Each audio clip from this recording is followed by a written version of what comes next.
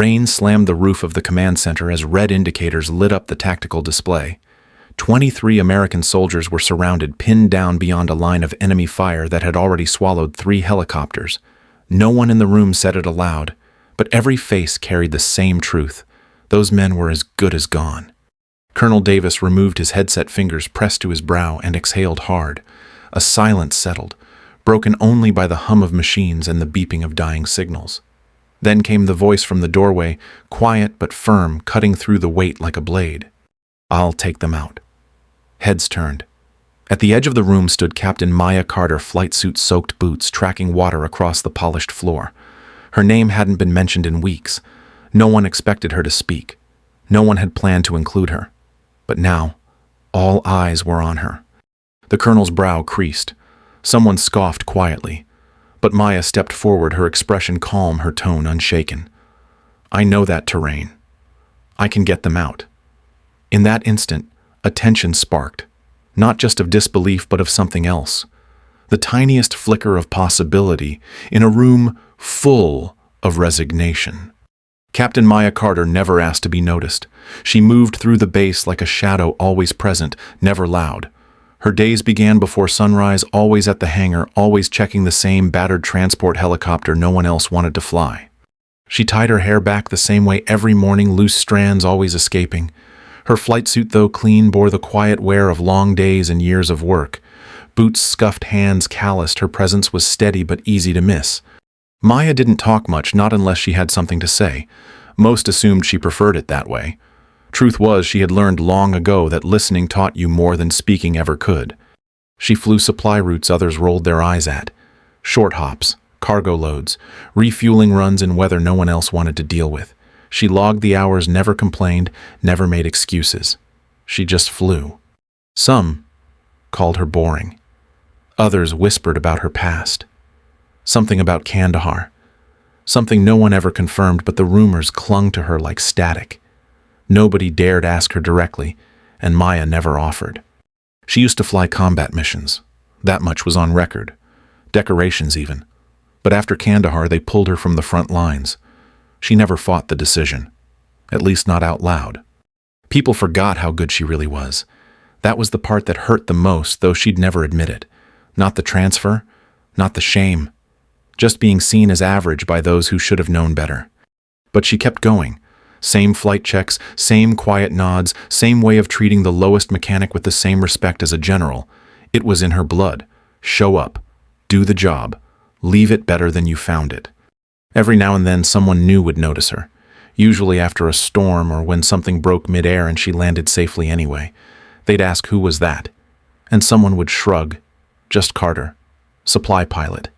She never corrected them. Let them think what they wanted. What mattered was the next flight, the next crate of supplies, the next soldier depending on something getting there on time. There was a strength in her silence, in the way she showed up every day without praise, without fanfare, a kind of dignity most people missed entirely. But all that time, all those quiet hours, Maya was still watching, still learning, still waiting, because sometimes the moment finds you, and when it did, she knew she wouldn't hesitate. The command center hummed with a low mechanical rhythm punctuated by the steady click of keys and the occasional static burst from a comm line. Blue light from holographic displays cast a cold glow on the faces gathered around the central table. Outside, the rain came hard and constant drumming against the roof like distant artillery fire. A red band wrapped the edge of the tactical map, flashing around the coordinates of Alpha Team's last known position. Enemy forces had tightened the noose and the extraction zone was a mess of red zones and no-fly paths. Every simulation ran through the system gave the same result. No survivable route. Colonel Brennan stood with arms crossed, jaw tight, his eyes locked on the screen. Major Reynolds tapped through satellite feeds, shaking his head with every image that loaded. Lieutenant Colonel Myers had already begun filling out the casualty notification draft, not out of callousness, but because that was the process.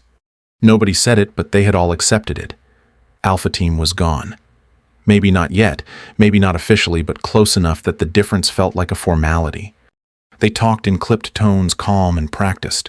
Probable loss, operational failure, limited resources. Each phrase stripped away the human weight behind it.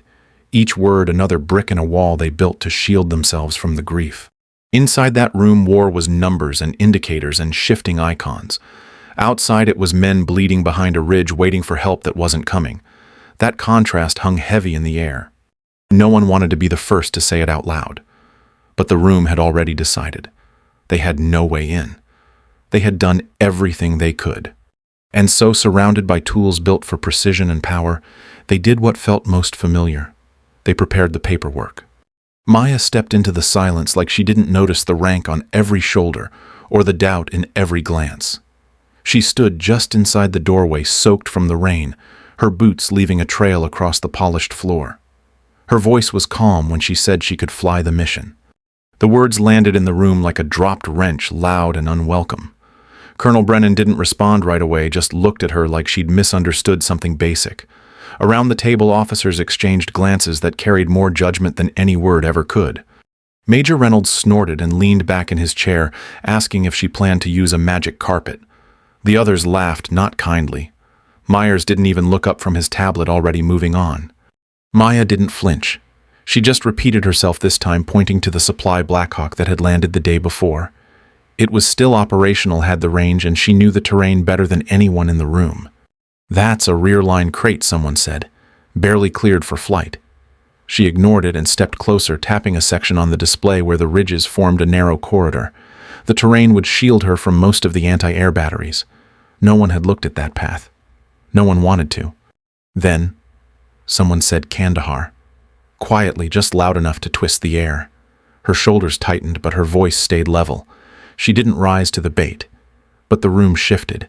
A shadow passed over every face. They remembered. They hadn't forgotten why she flew supplies now instead of missions.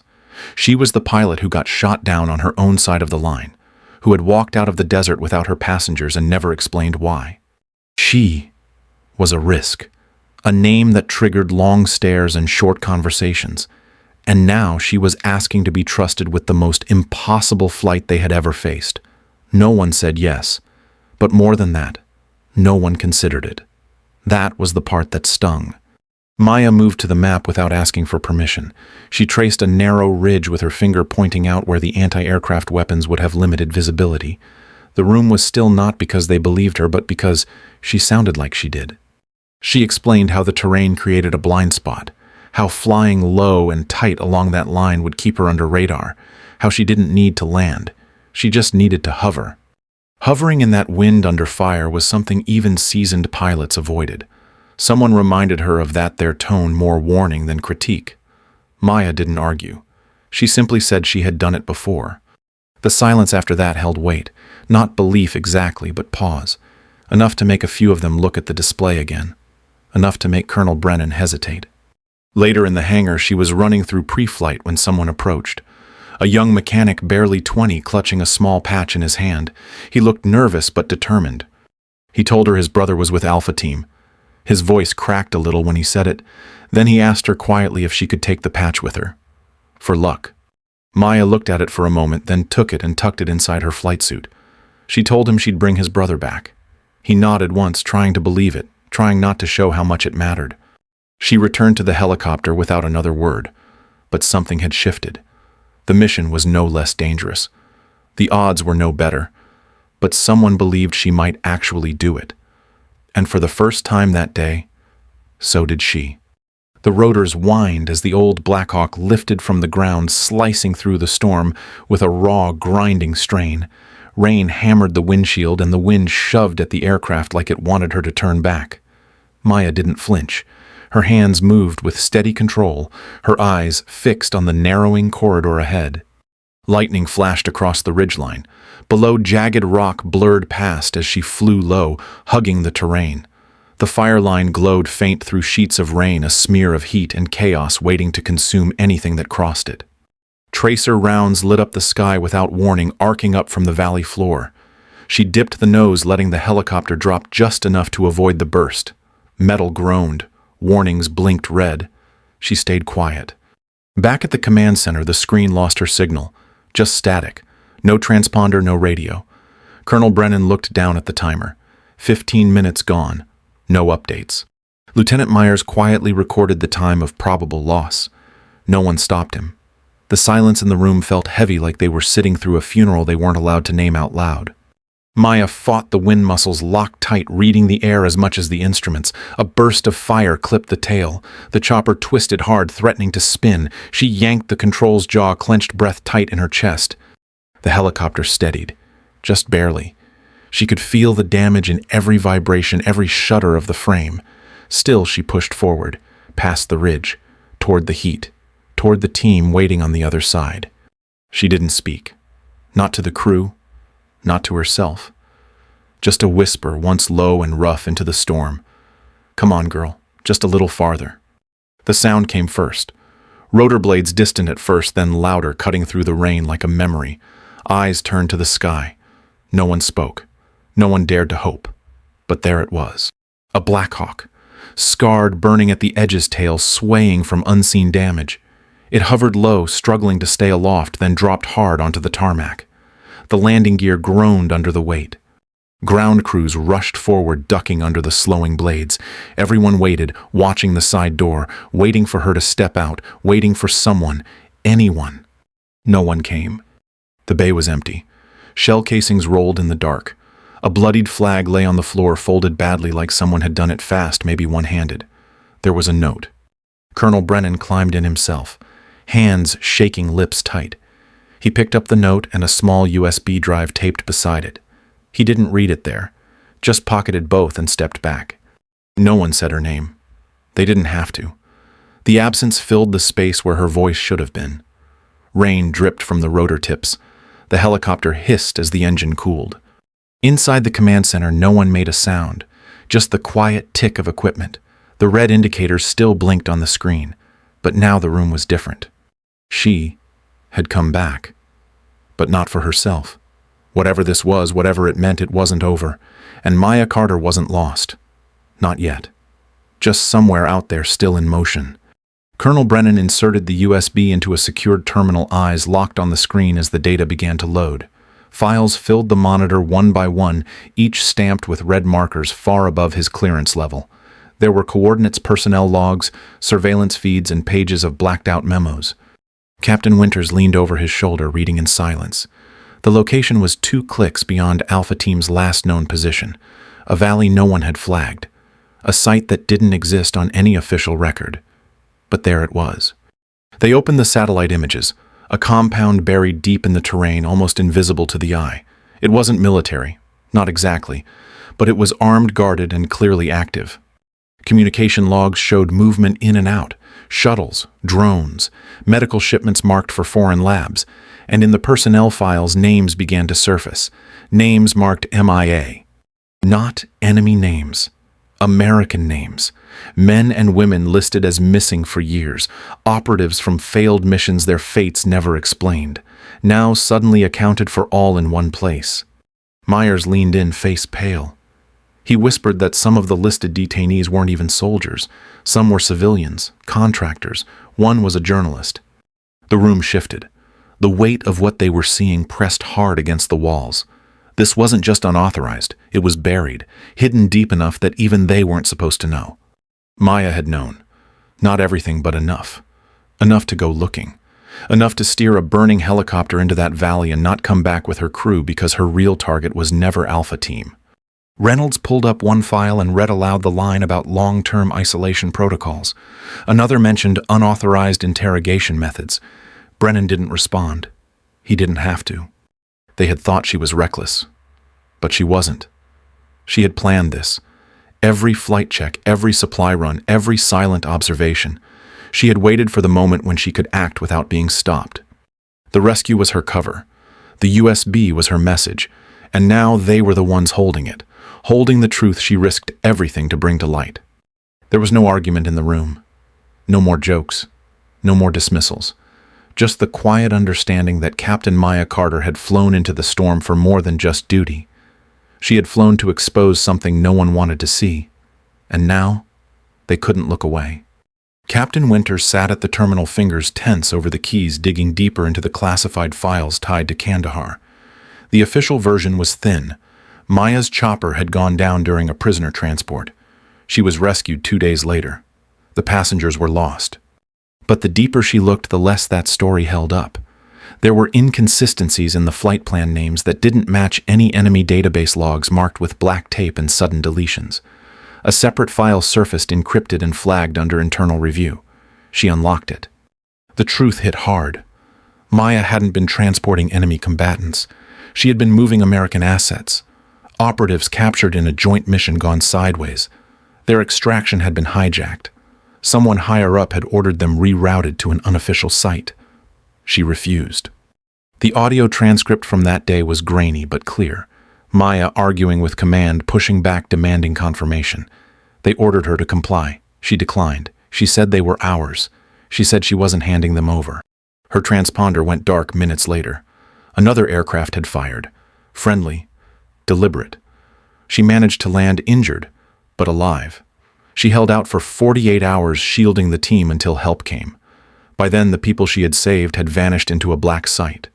No one charged her. No court-martial. Just silence. She was reassigned without ceremony. Her record cleaned up to look like a footnote. Transport duty. Rear line logistics. A quiet fall from grace that was never discussed again. Colonel Brennan stared at the screen, his jaw locked. She had risked everything once already, and no one had stood up for her. They had buried it, just like they buried the men and women she tried to protect. The note she left in the helicopter came back to him. It hadn't just been for Alpha Team. It was a marker, a second chance. She wasn't flying into that valley to be a hero. She was finishing what they never let her finish. She went in, knowing they wouldn't back her. She programmed the chopper to return without her, not to make a statement, but because she knew where to find them. And this time she wasn't coming back empty. The room fell quiet. No more searching, no more doubts. They all knew now. Maya Carter hadn't broken. She had held the line when everyone else walked away. She went down fighting for people her own command chose to forget. And this time, she didn't wait for permission. The rescue teams landed in a tight formation, weapons-drawn eyes sweeping the ridge. They expected chaos, maybe bodies. What they found instead was order. Sandbags stacked makeshift barriers in place, wounded covered with tarps. Alpha Team had not just survived. They had been holding the line. Captain Maya Carter was in the center of it all, bandaged at the shoulder, streaked with soot, directing triage like it was routine. She turned when she saw the choppers and nodded once. Calm, like she had expected them. Captain Reeves came limping out from behind cover. He said she dropped out of the sky in the middle of a firefight and pulled half his team out before they knew what was happening. She flew back twice more, loading in silence, never waiting for thanks. Then she disappeared. Another soldier added that Maya found the black site, said there were more people inside. She mapped the whole compound, snuck in alone, led the first group out before the rest of them could even respond. By the time the others organized to help, she had already built a plan. She had already begun extraction. She had done what no one else dared try. She made it look like it could actually be done. Major Phillips stood there speechless, watching her give orders with a voice that didn't need to raise. The others followed her because she didn't just act brave. She gave them something to believe in. She wasn't surviving. She was leading. Quietly. Steadily. Exactly the way she always had. Just this time the whole world was finally watching. 1 week later, the base stood still under a morning sun as Maya walked across the parade ground. Her arm was still in a sling, her uniform crisp. Soldiers lined the field. Some she had saved. Others had only heard the story. They all watched. Colonel Brennan read from a citation, his voice steady. Maya Carter was being awarded the Silver Star. Her service record had been amended. Her actions in Kandahar were now labeled as extraordinary valor. There was no public apology. But there didn't need to be. The truth had surfaced. After the ceremony, the young mechanic waited at the edge of the crowd. He held the same unit patch, now singed at the edges but whole. His brother had come back alive. He told her he knew what she had done now, that she had risked everything when no one else would. Maya just nodded. She handed the patch back to him the same way she had carried it, carefully, like it meant something. Then she turned toward the flight line. A new Black Hawk sat waiting. This one was combat-ready, clean, quiet. Her name had been painted beneath the window. She paused just for a second and laid a hand on the metal. Someone asked her why she went back, why she didn't just leave it all behind after Kandahar. She looked out at the mountains in the distance. Storm clouds were already gathering again. "Some things you don't leave behind," she said. Then she climbed aboard. The rotors began to spin, and just like before, she rose into the sky without waiting for permission.